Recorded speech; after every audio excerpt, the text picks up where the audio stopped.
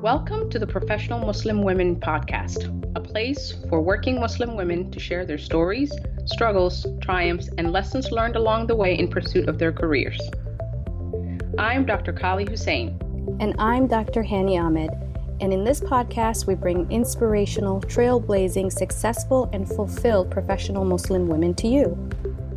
Get ready to be inspired and learn how you can forge your own path as well.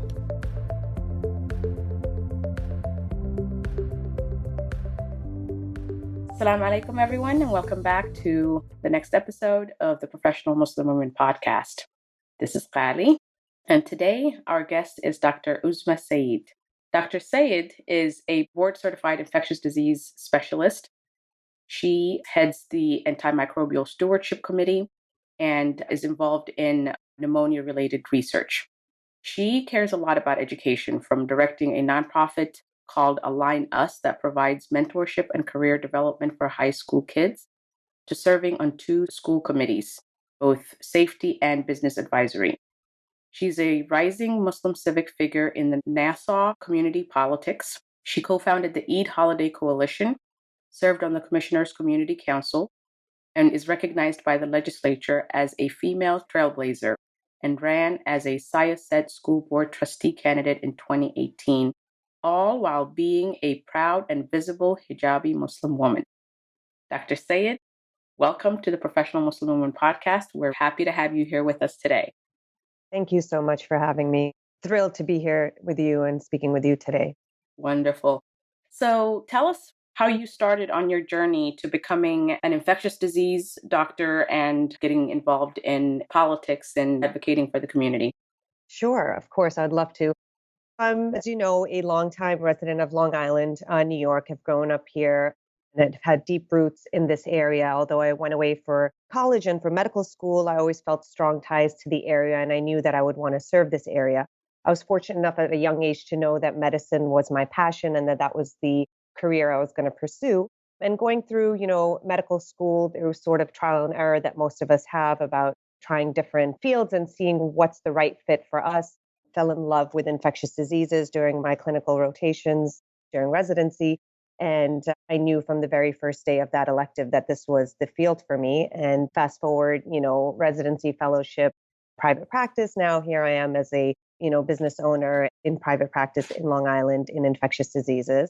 My path towards civic engagement is a very interesting story, actually. As I mentioned, growing up in Long Island, I always felt that everything was perfect. Life was great. Alhamdulillah, we have, all of the great, services at our fingertips. But I just always felt like there was something really lacking in our community, especially with the children. I felt like there was this sense of belonging that just was absent.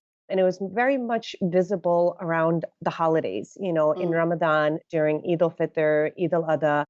I always saw that there was this struggle and this challenge in the children to really sort of constantly have to choose between, their academics and their religion and their culture. The fact that schools were not recognizing the holidays, it was this, internal struggle always that I felt was there. Is this something that you felt as a child while you were growing up that kind of motivated you to start working towards that? Absolutely. I felt it not to the level that is prevalent today, because academics and the course load has shifted tremendously since, my time in high school to now. Fast forward my daughter's time, even in high school, where kids are taking AP courses and advanced placement and honors courses from 9th grade.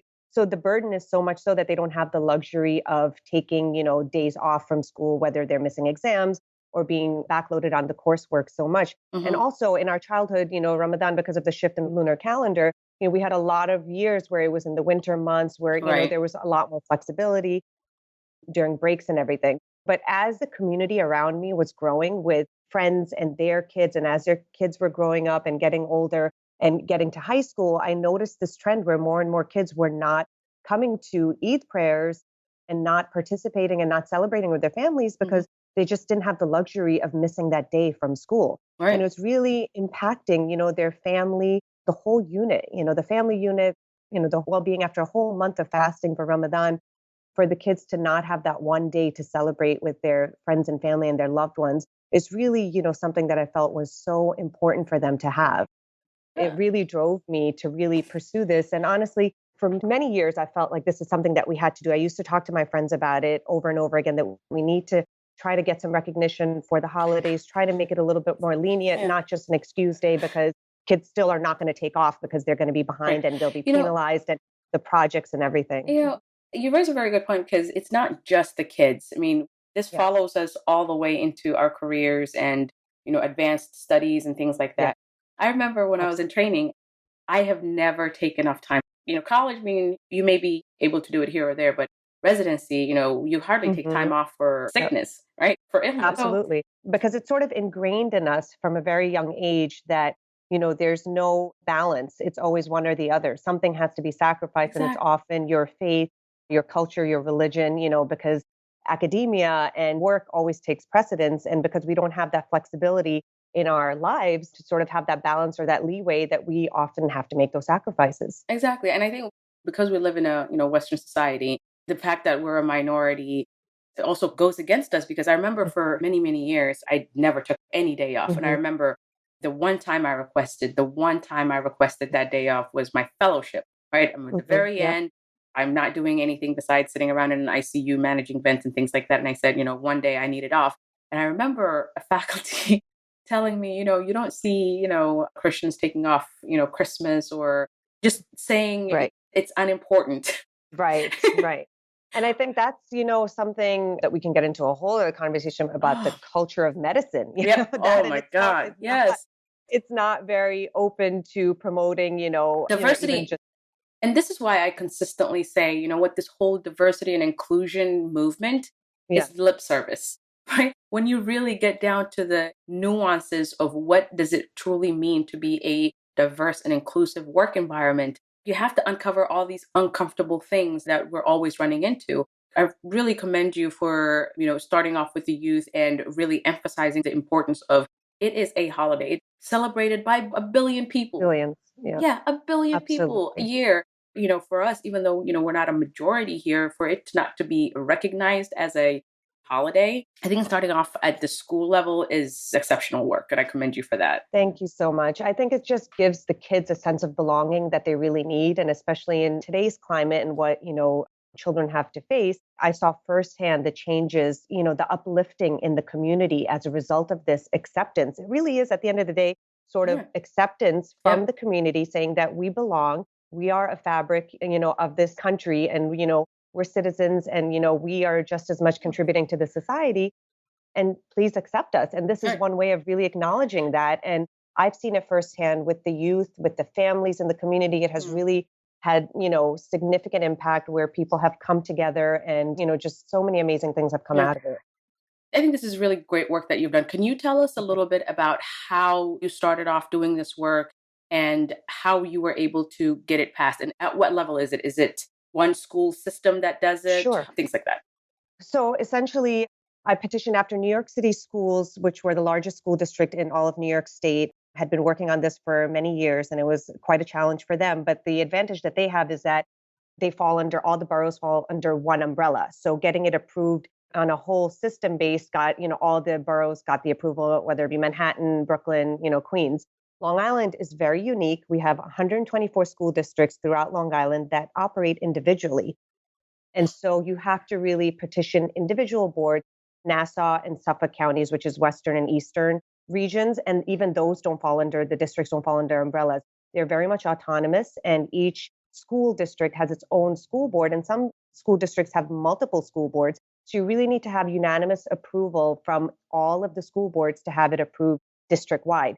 So I was able to do this in Syosset. And what I did after getting unanimous support in Syosset, I felt very passionate about helping the rest of the community. And so I formed the Eid Holiday Coalition of Long Island. And little by little, I'm helping all the different districts that are, building the same momentum and petitioning with their individual districts, but it has to be done on an individual level. So it's a very large task.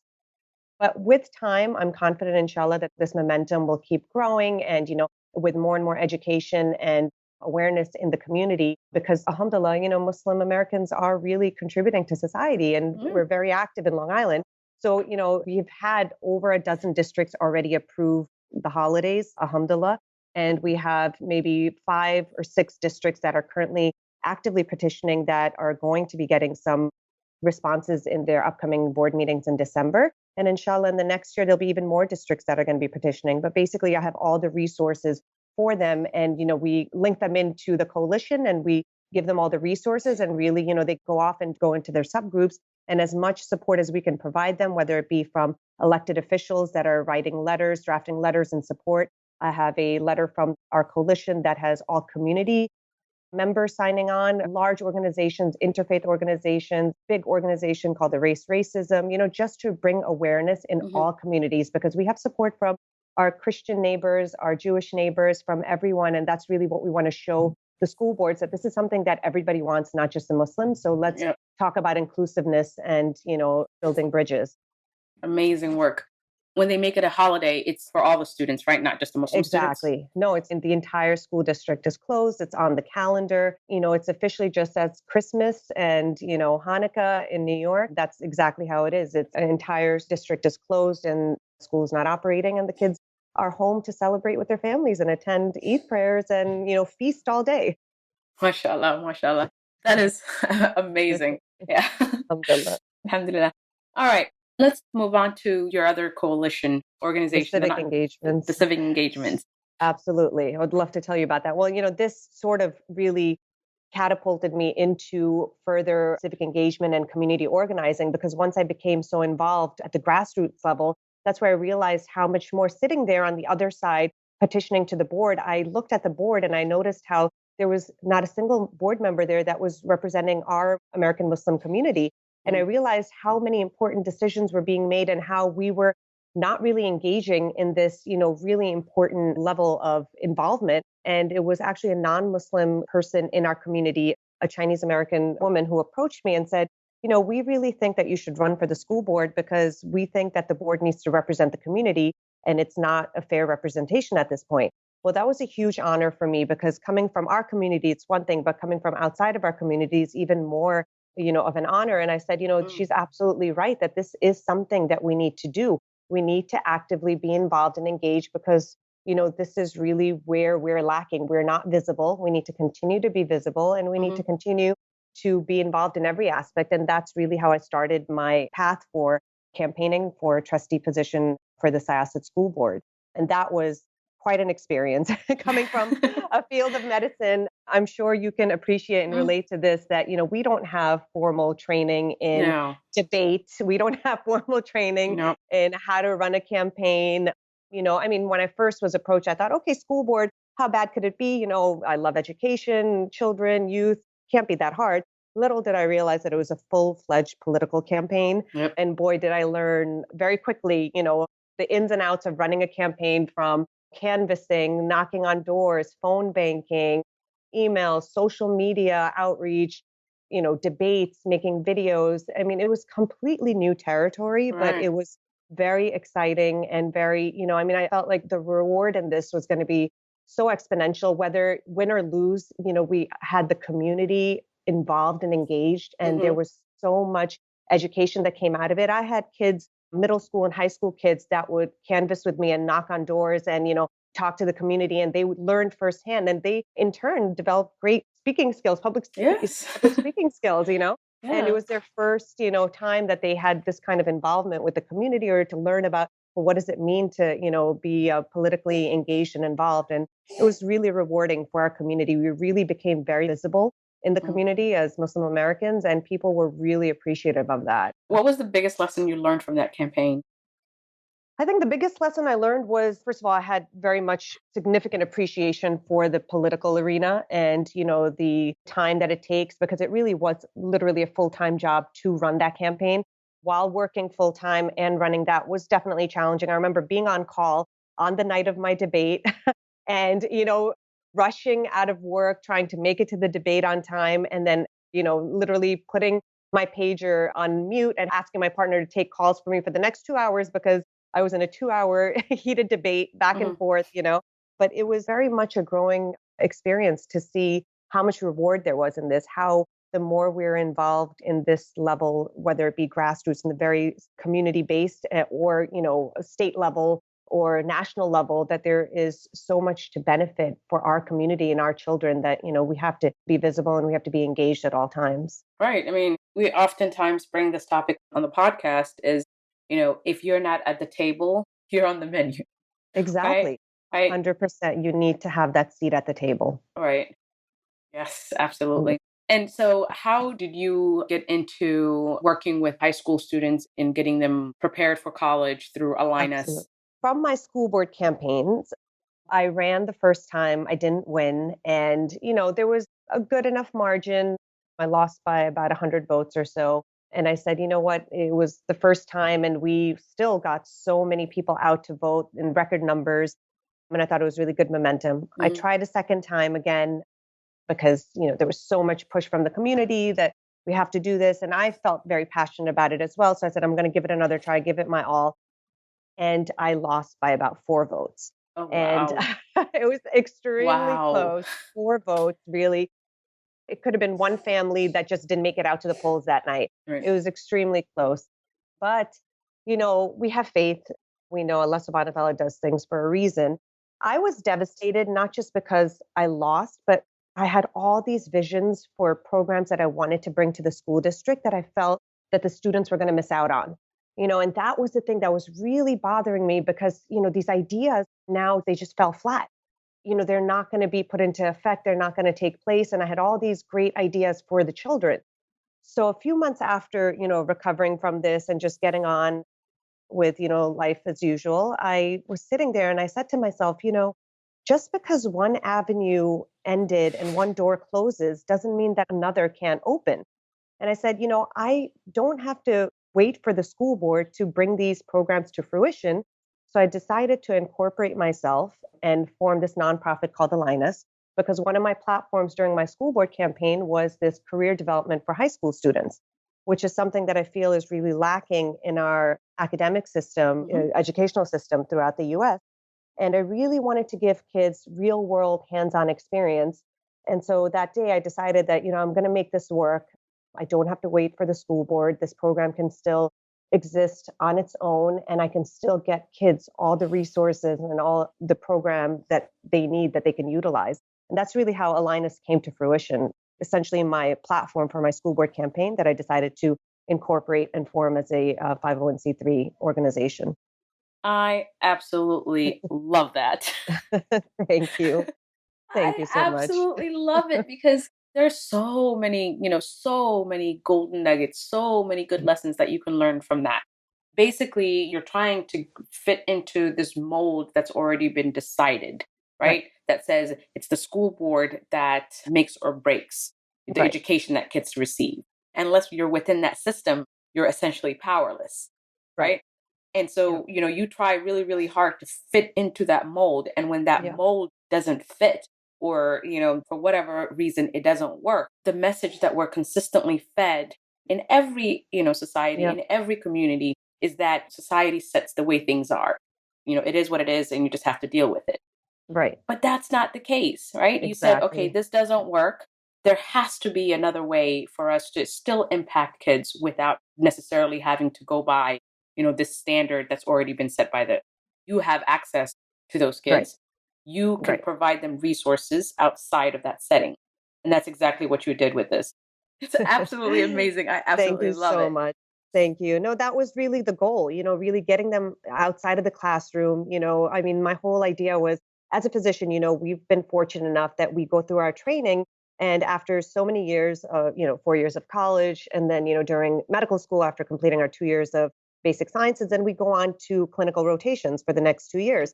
And we are privileged in the sense that we do get to go through different fields within the Mhm. medical field of different industries to see, what rotations, what industry are we going to hone in on? Are we going to be medical physicians? Are we going to be in the surgical subspecialties? We have that option of exposure. Right. But kids these days, unfortunately, by age 16, they're expected to make life altering decisions without having these resources, So with let me ask you a question. So we're kind of doing this backwards today.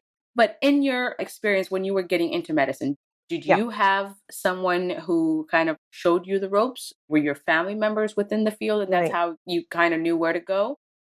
I myself did not have a mentor growing up, Mm. which, I wish I did, but that's essentially another reason why I felt that was something so useful for people. I was fortunate. I was very, very young and it was crazy, but I saw a neurosurgery procedure on a TV show and I was just fascinated. I was like, wow, like a light bulb went off and I said, this is what I want to do.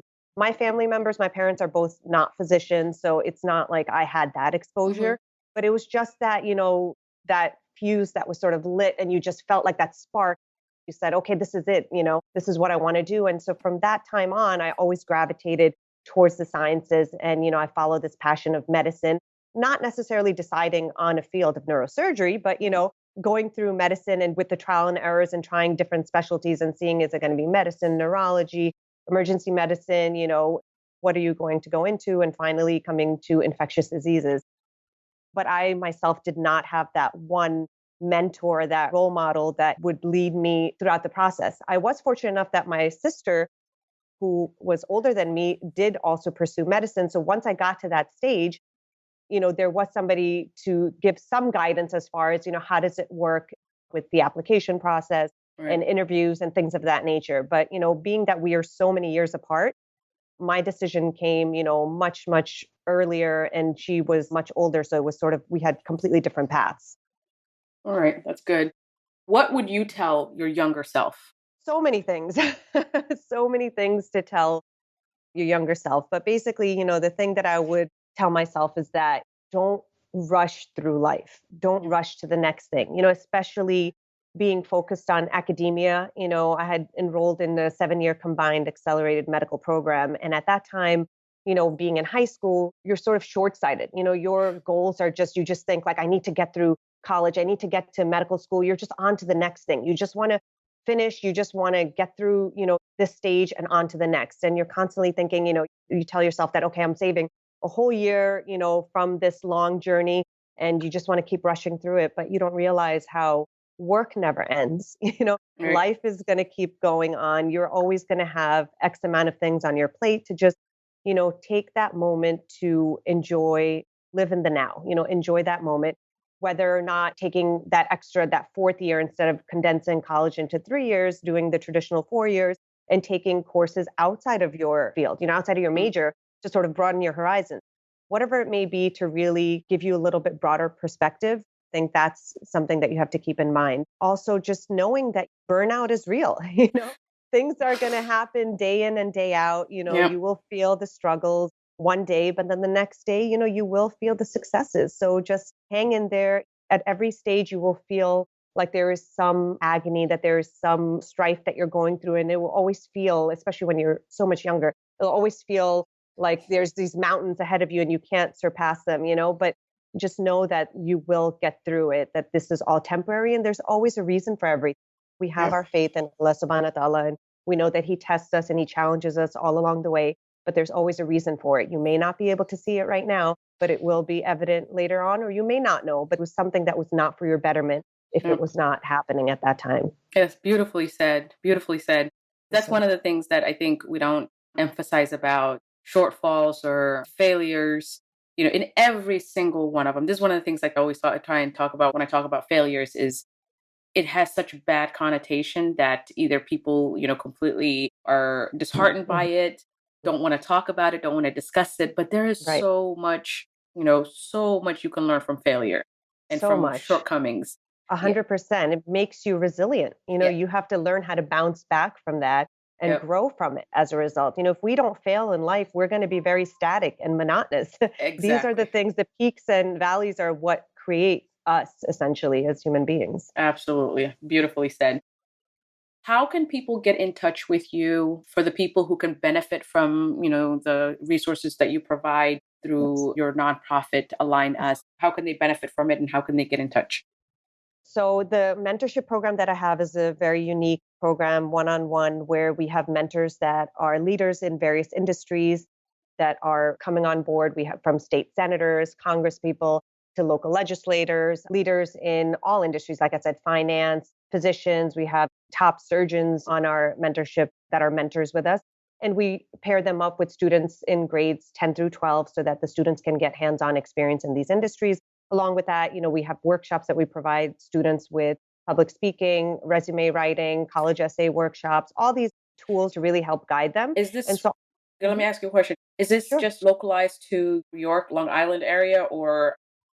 So right now, when I launched the program in December of 2018, and our first mentorship session was in January of 2019, the idea was for it to be a pilot for Syosset, but the feedback was so tremendous that I quickly got mentors all over Long Island. So right now, the program is running throughout Long Island, New York City, and all the boroughs, but I have requests from out of state, multiple states throughout the US that are requesting for the establishment of the same program there, as well as out of the country. People have reached out to me. So we're trying to build as quickly as we can, but Mhm. right now it's fully functional in New York, but we're looking to have similar structures elsewhere as well. So the best way to reach us is really through the web. We're obviously active on social media, on Facebook, Instagram, Twitter. Our website is www.align-us.org. And our email is info@align-us.org. And we really, just want to get the right resources to all the students, give them great mentors, leaders in various industries who can guide them and really just streamline them, even if they don't know by the time they end high school what they want to pursue, what career they want to pursue, but at least Mhm. they know what their likes and dislikes are. Mhm. Because we know that with the rising cost of college tuition, students don't have the luxury of time Mhm. on their hands. Yeah. They're coming out with tremendous debt. So we want to help them. Okay. And is this something that they can access for free, or is there a scholarship, Absolutely. or? So it's a 100% free program. Essentially, it's completely self-funded at this point. I'm providing these services to everybody because I don't want to put any fees on this because I don't want anybody to not have these services. So at this point, it's 100% free and it's open to everyone. We have students from all over, as I said, Long Island, New York City, Queens, Brooklyn, and this is something that I think people can really benefit from. Mashallah, mashallah. Hopefully, we can get you some sponsors to Yeah, really ramp this up. inshallah. Anybody who knows organizations that were willing to sponsor, align us, as well Thank as the you. Professional Muslim Woman podcast. We're all providing these services out of our time and our finances. So we really, really see, all the hard work and energy it Yeah, takes to put something like this together. But I think, these are absolutely needed. And I think getting the community involved in elevating these platforms, I think it's going to be very, very beneficial and will help a lot inshallah. more people. So please also Inshallah. get in touch with us if you know of any companies or sponsors who are willing to sponsor both Align Us and Professional Muslim Women Podcast. We would appreciate it. Yes, we will. Thank you Shamelessly, so much. we're going to shamelessly plug. We have to. Yes, It's for the community, really, it really so it's is. all about paying it forward. I think we have to really all work together to bring these things to life. There are, millions and millions of things that are happening that are well funded, right? But when you raise important issues and gaps in for our kids and for our community and for Muslim women in how to advance through their education and professional advancement, there's not much support in terms of finances and resources, Yes, right? So 100%. that's why we're forced to do things like this. You're out there creating these platforms to really help create the next leaders, Yes. right? And Grooming the next generation. exactly. And we're here trying to talk about the difficulties that Muslim women face and how to deal with all those things, how to overcome all those problems, Yep. because mainstream media does not want to talk about any of these things. Yeah. So I think, especially any Muslim businesses that are out there, this is where we can really help support each other and, not have to depend on mainstream, Yes. social standards, Right. whether it's through previously established boards or the mainstream news outlets who decide what they cover and what they won't cover. Exactly. I always say that you should choose your narrative, Yep. and I think that's very important for us as a community. Wonderful. Well, Dr. Sayed, thank you so much for coming on the Thank podcast you. today. Thank you so Um, much for having me. Anytime. If you have any updates, you're more than welcome to come back and Oh, share with wonderful. us. But Absolutely. I hope the young people who are hearing this or have any young siblings who may be able to benefit from your resources will reach out and hopefully be mentored through your amazing nonprofit organization. Thank you for your time and all the great work you do for the community. Also, for the Eid holiday coalition that you've created. Yep. if there's any way that you have like a white paper or how to go about Oh, establishing yes. this, I think this is something Absolutely. that Yep. almost all, school districts can benefit from. Absolutely. So I've actually been helping a school district outside of Philadelphia, and they just got ETH approved as well. And so, happy to help. I've had a lot of people reach out to me from out of state as well. So happy to help. I have everything there, all the resources. I've done forums on this. I've got PowerPoints and talks. And so I have all of the literature, all the material that somebody needs to Mhm. really make this happen here to share. So please feel free to reach out. Amazing. You are a trailblazer. We love it. Thank you so much. Thank you. All right, Dr. Sayed, thank you so much for coming. And inshallah, we will talk to you soon. Inshallah. Take care. All right. Assalamu alaikum. Alaikum salam. Thank you for tuning into the Professional Muslim Women Podcast, the place for Muslim women to inspire and be inspired. Please join us on our Facebook group, Professional Muslim Women, to continue the conversation and connect with Muslim women like you. And don't forget to subscribe to the podcast and drop us a like or a review. We look forward to hearing from you soon.